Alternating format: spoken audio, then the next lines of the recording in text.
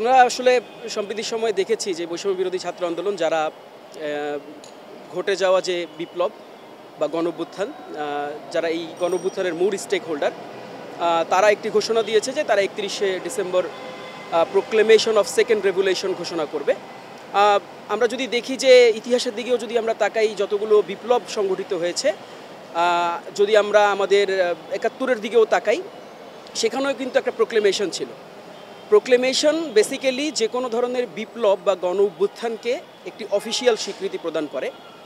যেই অফিসিয়াল স্বীকৃতি বা যে ঘোষণাপত্রের মাধ্যমে এই বিপ্লবের যে স্পিরিট বা বিপ্লবের ব্যাকগ্রাউন্ডে কী স্পৃহা ছিল, সাধারণ মানুষের কি চিন্তাভাবনা ছিল, সাধারণ মানুষ আসলে ঠিক কিসের প্রতিফলন এই বিপ্লবের মাধ্যমে ঘটাতে চেয়েছে, দেখতে চেয়েছে, এই সার্বিক রূপরেখাটি হচ্ছে এই প্রোক্লেমেশনের মাধ্যমে উঠে আসে।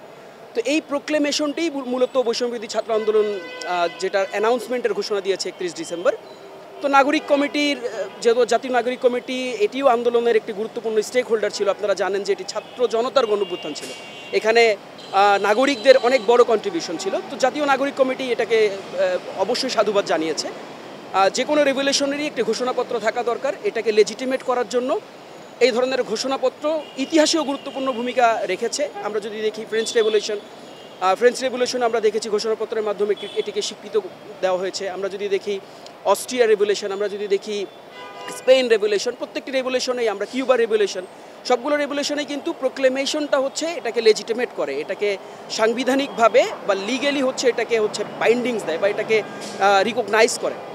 তো যে রিকগনাইজেশনের যে প্রক্রিয়া, এই প্রক্রিয়াকে আমরা সাধুবাদ জানাই। তো আমরা জানি যে অনেকেই নতুন একটি বিতর্ক আমরা দেখতে পাচ্ছি যে এটি আসলে কি অনেক বেশি লেট হয়ে গেল কিনা, বা অনেকেই বলার চেষ্টা করেছে ইটস টু লেট। আসলে টু লেট বলে কোনো কথা নেই। আপনি ইতিহাসকে কিভাবে সংরক্ষণ করবেন, মূলত আলোচনাটা হচ্ছে সেখানে। আমরা যদি ফ্রেঞ্চ রেভুলেশনের দিকে তাকাই, ফ্রেঞ্চ রেভুলেশন সংগঠিত হওয়ার 3.5 থেকে 4 বছর পর কিন্তু অফিসিয়াল প্রোক্লেমেশন এসেছে। তো এই প্রোক্লেমেশনের আসলে সময়ের সাথে নির্ধারিত হয় না। আমরা যদি দেখি 69-এর গণঅভ্যুত্থান, এই 69-এর গণঅভ্যুত্থানে কিন্তু আমাদেরকে 71-এর বিপ্লবে নিয়ে গেছে, যে স্বাধীনতার যে সামগ্রিক যে সংগ্রাম, এই সংগ্রামে কিন্তু আমাদেরকে উপনীত করেছে।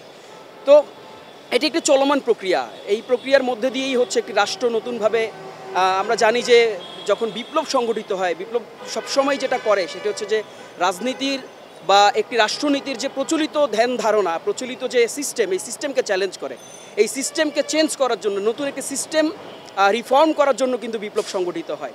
তো এই বিপ্লবের যে ধারাবাহিকতা, এই বিপ্লবের যে এসেন্স, এই বিপ্লবের যে স্পিরিট, এই স্পিরিটের একটি জিস্ট বা স্পিরিটের একটি স্পৃহা হয়তো আমরা 31 তারিখের যে ঘোষণাপত্র, সেই ঘোষণাপত্রে আমরা দেখতে পাবো।